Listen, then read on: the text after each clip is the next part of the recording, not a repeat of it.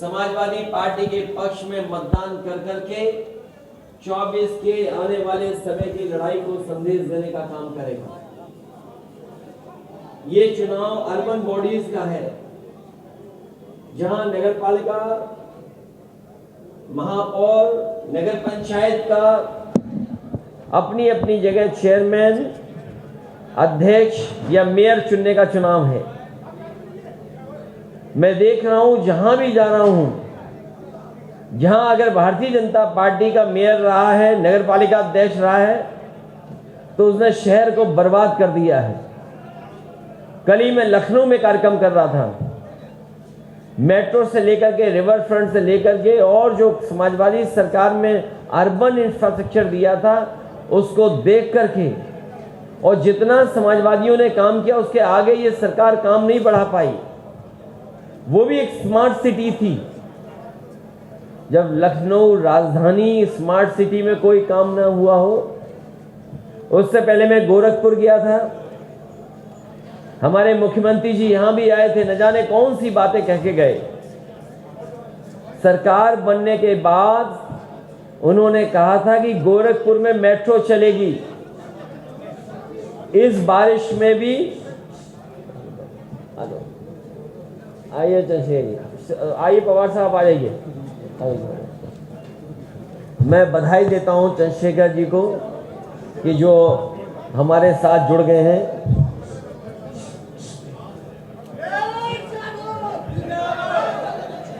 ये चुनाव जहां अर्बन बॉडीज का है, वहीं जो शहरों में सुविधाएं देनी चाहिए थी, मिलनी चाहिए थी, हमें पीछे मुड़ के देखना है क्या इस सरकार ने वो सुविधाएं दी हैं। ये स्मार्ट सिटी है, केवल नाम के लिए स्मार्ट सिटी है। क्या कूड़ा का निस्तारण ठीक हुआ? क्या नालियां नाले ठीक हो गए? क्या बिजली का इंतजाम जो होना था वो ठीक हुआ? और स्मार्ट सिटी ये भी तय करता है कि वहां पर शिक्षा की व्यवस्था, स्वास्थ्य की व्यवस्था अच्छी होगी। सहारनपुर के लोगों को बताओ, आपकी शिक्षा की व्यवस्था कितनी बेहतर हुई।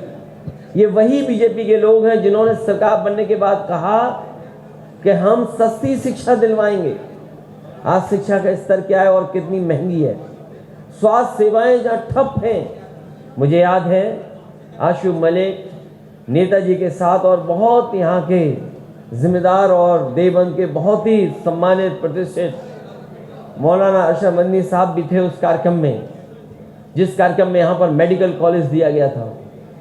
क्या मेडिकल कॉलेज को जो सुविधाएं, जो बजट, जो असिस्टेंट प्रोफेसर, एडिशनल प्रोफेसर होने चाहिए, पूरे हो पाए कि नहीं हो पाए? क्या ऑपरेशन हो रहा है, दवाइयाँ मिल रही हैं? क्या स्मार्ट सिटी का हिस्सा वो नहीं है? लोगों को आने जाने के लिए क्या पब्लिक ट्रांसपोर्ट सिस्टम कुछ सहारनपुर में मिला है कि नहीं मिला है? ये तमाम इन चीज़ों के चुनाव हैं।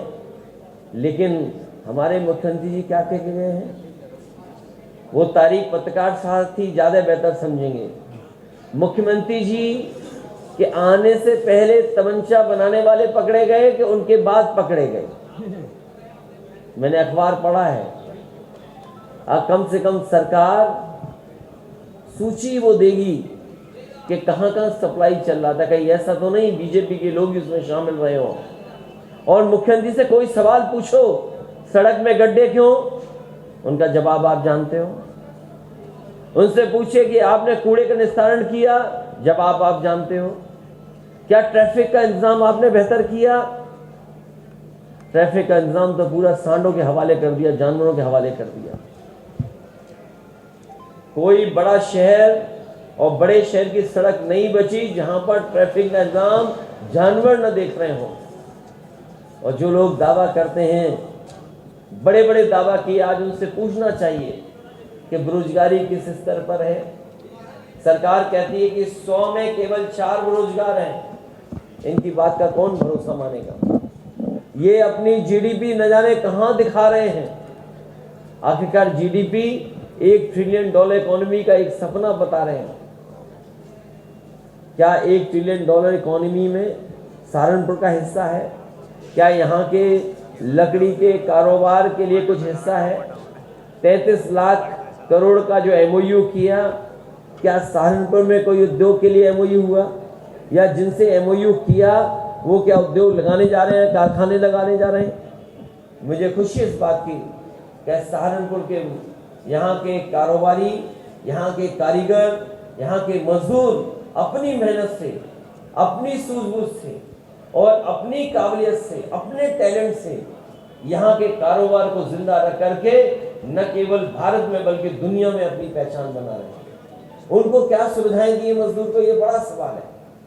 इसलिए इस मौके पर मैं आपके माध्यम से सहारनपुर में जहां कहीं भी समाजवादी पार्टी के और गठबंधन के लोग लड़ रहे हैं उनकी मदद करें, एक एक वोट गठबंधन के साथ डाल करके वहां के प्रत्याशियों को जिताने का काम करें। यही अपील मैं आप लोगों के बीच से जनता से करने आया हूं। मान्यवर, आपसे जुड़ा हुआ सवाल ये है कि how we can get the vision of Sanjay Garg and zeal of the Ashubh Malik. Saharanpur में जो जिन सड़कों से आप आए हैं गुजर कर, स्मार्ट सिटी की स्मार्ट रोड जिनका आपने जिक्र किया है, वो संजय गर्ग में जो विजन है वो हमको चाहिए सहारनपुर के लोगों को। अशुभ मलिक के अंदर जो काम करने की प्रतिबद्धता, ये इनके जीतने के लिए क्या मतलब लेके जा रहे हैं आप? जो स्मार्ट सिटी है केवल नाम के लिए है।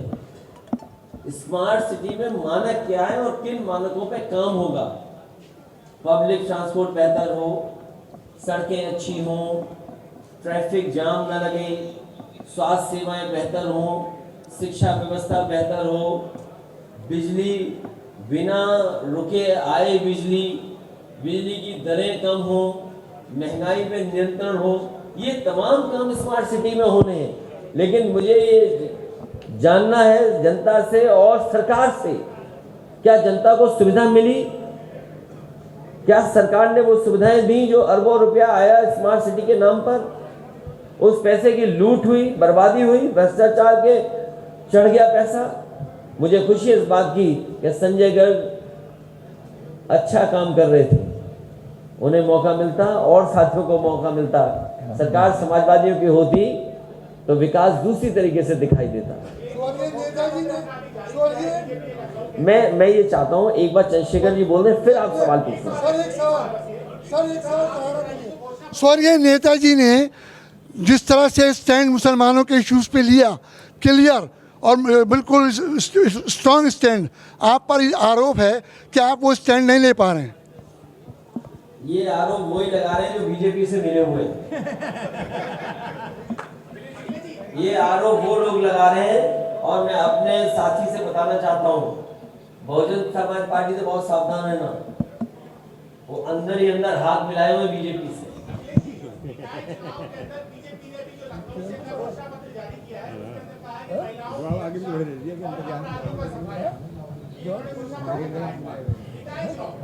देखिए, ये विषय निकाय चुनाव का नहीं है।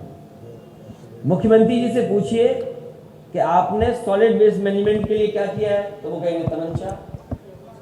उनसे पूछिए कि आपने सीवर सिस्टम के लिए क्या किया है, बोला तमंचा।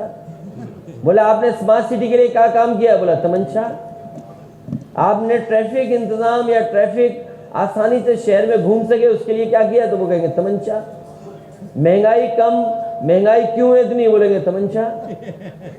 आप उनसे पूछिए कि आपने unemployment rate on the floor of house में कहा कि 4.2% है या 4.6% है, इसका मतलब 100 में केवल 4 बेरोजगार हैं। उनसे सवाल पूछो तो कहेंगे तमंचा। तो ऐसे मुख्यमंत्री से क्या उम्मीद करोगे? आपके बीच में आए, उनका भाषण मेरे पास है। क्या सहारनपुर में उन्होंने बताया कि डबल इंजन नहीं ट्रिपल इंजन था यहाँ पे उनका? अभी ट्रिपल इंजन मांग रहे हैं। क्या ये ट्रिपल इंजन मांग रहे हैं इसीलिए कि विकास को बर्बाद कर दें? ट्रिपल इंजन मांग रहे हैं। सरकार उनकी दिल्ली में, यूपी में सरकार उनकी है, सहारनपुर में उनके सब लोग थे। आखिरकार क्या दिया उन्होंने? सब बजट उनके पास। क्या आपको कोई अपनी योजना के बारे में बता के गए? और जहां तक महिलाओं की सुरक्षा का सवाल है, मैं गोरखपुर होकर के आया हूं। जिस दिन मैं गोरखपुर गया उससे एक दिन पहले वहां पर एक बेटी जो बिहार से, बक्सर से आई थी, 3 लोगों ने उसको घर में रख करके उसके साथ बलात्कार किया। क्या जवाब है मुख्यमंत्री जी के पास? कल ही उस नौजवान की मौत हो गई जो मुख्यमंत्री आवास के सामने आत्मदाह किया। वो कह रहा था कि उसके विधायक ने उसको परेशान किया। अयोध्या में वहां एक पुजारी अपनी जान दे दिया, आत्महत्या, और कह करके कि चौकी के वहां पर लोगों ने मुझे परेशान किया और पैसे लेकर के जबरदस्ती। क्या पैसा नहीं मांग रहे थे वो चौकी इंचार्ज? क्या बलिया में लाइव आपने नहीं देखा कि एक व्यापारी सूदखोर से परेशान होकर के, और वो सूदखोर कौन थे? मुख्यमंत्री जी की पार्टी के लोग थे। उसकी जान चली गई, वो लाइव उसने जान दी व्यापारी ने। वहीं पर एक छात्र नेता जिसको पीट पीट करके मार दी, उसकी जान ले ली बलिया में। क्या जवाब है मुख्यमंत्री जी के पास? कहते हैं लॉ एंड ऑर्डर बेहतर है। बताओ, एक मां बेटी जिंदा जला दी गई हो बुलडोजर चला करके। एक ब्राह्मण समाज के उसका पिता अपनी पत्नी को और अपनी बेटी को जलते देखते रहा और कोई मदद नहीं मिली। और जब उसका बेटा उससे पहले न्याय मांगने गया था तो पुलिस ने उस सर्दी में उसको नंगा कर दिया था। ये लॉ एंड ऑर्डर की बात करेंगे और फिर दूसरों को माफिया बताते हैं। अगर गोरखपुर की सूची निकाली जाती और मुख्यमंत्री जी ने अगर अपने मुकदमे वापस नहीं लेते तो उनकी इतनी बड़ी चार्जशीट होती, इतनी लंबी सी।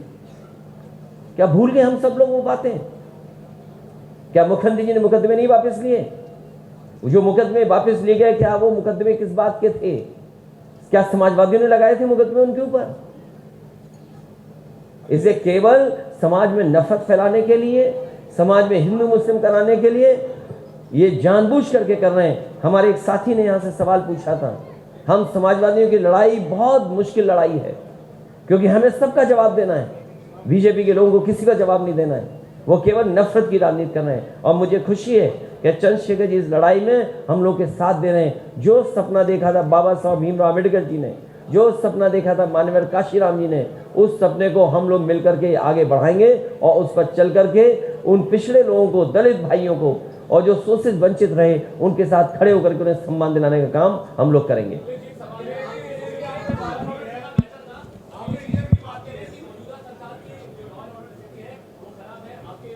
जहां पत्रकार साथी आप सच दिखा दो, अगर जेल न चले जाओ तो कहना मुझसे आप। मैं ये कहता हूं, आज आप चैनल पे चलाइए कि स्मार्ट सिटी के नाम पर यहां पर गड्ढे हैं, पानी भरा है, लूट हुई है, और अगर आपके ऊपर एफआईआर ना हो जाए तो कहिएगा। अध्यक्ष जी बताइए, पिछली बार गठबंधन को कितना वोट मिला था? गठबंधन को बहुत वोट मिला था, लेकिन बेईमानी से हरा दिया हम लोगों को। आपने ईवीएम की कितनी लड़ाई लड़ी है? देखिए, आप उलझाओ मत इस लड़ाई में। जो व्यवस्था है उसी से हरा करके ईवीएम हटाएंगे। मन में जहाँ का सवाल है, मन में जहाँ का। और तुम मेरे पत्रकार साथी अखबार पढ़ा करो। इंजन टकरा रहे एक दूसरे से। और मैं उदाहरण देता हूं आपको। प्रधानमंत्री जी के निवास के पास वाईफाई को इस्तेमाल कर रहा था, उस पर आरोप है न जाने कितनों का पैसा लूटा उसने। दिल्ली की बड़ी बड़ी एजेंसी नहीं ढूंढ पाई उसको, न पकड़ पाई, इसलिए क्योंकि उसकी तस्वीर सब बीजेपी के बड़े नेताओं के साथ है। और एक हमारे बहुत सम्मानित प्रतिष्ठित बाबा जी हैं जिन्हें दिखाई नहीं देता, उनके साथ भी उनकी तस्वीर। सोचो कहां की एजेंसी गई? यूपी की एजेंसी छापा मार के पकड़ ली वहां पे। और जैसे इन्होंने उसको पकड़ा, वैसे ही दिल्ली की एक एजेंसी ने गोरखपुर के एक बड़े उद्योगपति के छापा मारा। 4 दिन इनकम टैक्स बैठा हुआ है। तो सोचिए आप, उद्योगपति उत्तर प्रदेश का, यूपी की एजेंसी नहीं मार रही छापा, दिल्ली की एजेंसी छापा मार रही है। दिल्ली में एक बैठा है, उस पर यूपी की एजेंसी छापा मार रही है। तो टकरा रहे इंजन के नहीं टकरा रहे हैं। और उदाहरण दे दूं मैं आपको, अभी तक उत्तर प्रदेश का परमानेंट डीजीपी नहीं बन पाया कोई। ये नई व्यवस्था है, कार्यकारी डीजीपी, जिसके पास कोई कार्य नहीं, उसे पता ही नहीं है किसने कार्य कर दिया। ऐसे तो डीजीपी पे हैं, कोई परमानेंट डीजीपी नहीं है। ये डबल इंजन नहीं, डबल इंजन टकरा रहे एक दूसरे से।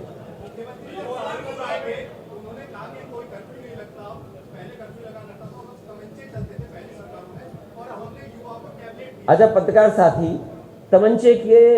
तमंचे वाली खबर मुख्यमंत्री जी के आने के बाद की अखबार में छपी है कि उनके पहले की छपी है? बता दो मुझे आप। बात की है तो इसका मतलब मुख्यमंत्री जी को पता था तमंचे कहां हैं। तो क्यों मुख्यमंत्री जी ने पहले नहीं पकड़ा? या ऐसे अधिकारियों के खिलाफ क्या कार्रवाई करेंगे कि उनके जाने के बाद तमंचा फैक्ट्री पकड़ी गई हो? और फिर मैं आपसे कहना चाहता हूं कि जो तमंचे की बात कर रहे हैं, तमंचे कहां कहां जा रहे थे। और एक पुरानी कहावत है, ओल्ड हैबिट्स डाई हार्ड। ये बात समझ लो, तमंचे से किसको प्यार रहा है। 2017 में गठबंधन की 3 सीटें थी सहारनपुर में, 2022 में 2 सीटें आई हैं। अरे कर्फ्यू लगा, अच्छा दंगा या हिंदू मुस्लिम झगड़ा कराने पे लाभ किसको होता है? कौन कराता है? किसकी भाषा खराब है? कौन लोग हैं ऐसे? वो वही लोग हैं जिन पे मुकदमे थे कभी। इसीलिए मैंने कहा आपसे कि मुख्यमंत्री जी स्मार्ट सिटी के बारे में जानते नहीं। आपने देखा नहीं कितने बुद्धिमान हैं विधानसभा में, बोले 46 में 56। अरे भूल गए हमारे पत्रकार साथी, सदन में कहा 46 में 56। तो क्या उम्मीद करोगे वो स्मार्ट सिटी के बारे में जानते होंगे? और फिर अरे भाई रुक जाओ एक मिनट, स्मार्ट सिटी के बारे में क्या होना है, क्या ये बता पाएंगे स्मार्ट सिटी में क्या क्या होना है? जो मुख्यमंत्री 6 साल में अपने गृह जनपद में, अपने जहां से लोकसभा के सांसद रहे हों, वहां मेट्रो न चला पाए हों। अभी जब बारिश आएगी तो गोरखपुर के लोग मेट्रो में नहीं चलेंगे, नाव में चलेंगे। देखना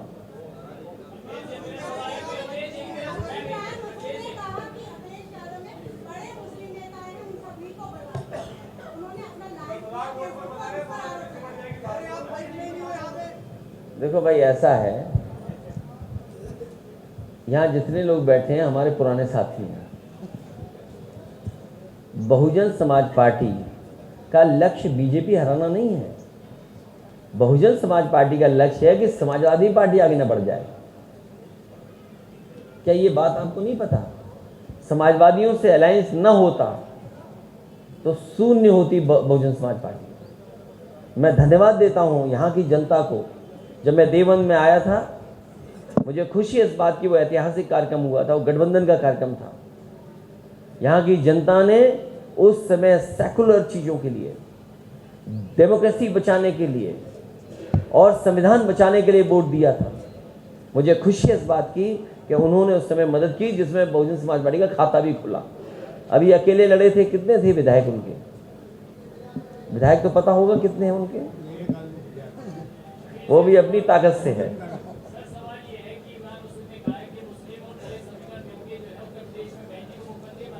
इन नेताओं से बड़े वो नेता हैं क्या? ये देखो, इनके बेटे एमएलसी हो गए। ये तुम क्या बातें करते हो? ये तो समाजवादी लग रहा है मुझे लगता है। अब किस दल में हो? अच्छा ठीक है, ये तो समाजवादी है। और देखिए अब चंद्रशेखर भी आ गए। चंद्रशेखर से भी छोटे नेता जिनके बारे में बात कर रहे हो आप।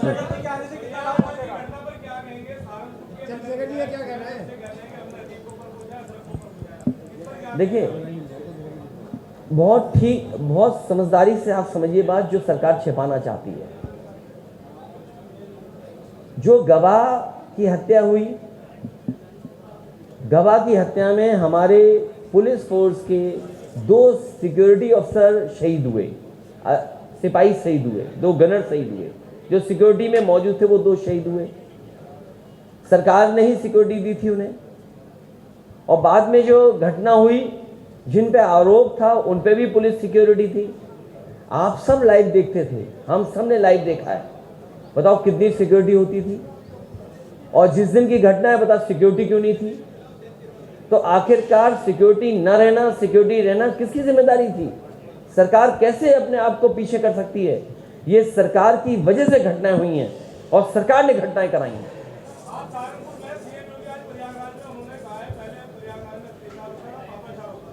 क्या प्रयागराज में होता था? आप ये बताइए, किसी भी मुख्यमंत्री, उत्तर प्रदेश में इतने मुख्यमंत्री रहे हैं, अभी तक सबसे ज्यादा आत्मदाह किसी मुख्यमंत्री के आवास के सामने हुए हैं तो यही मुख्यमंत्री हैं। अभी अभी एक मर गया बेचारा, न्याय मांगते हुए मर गया। उनके विधायक पे आरोप है कि विधायक ने उसके साथ अन्याय किया है। मैं चंद्रशेखर जी से कहूंगा कि पहले वो बात रखें, फिर सवाल पूछें।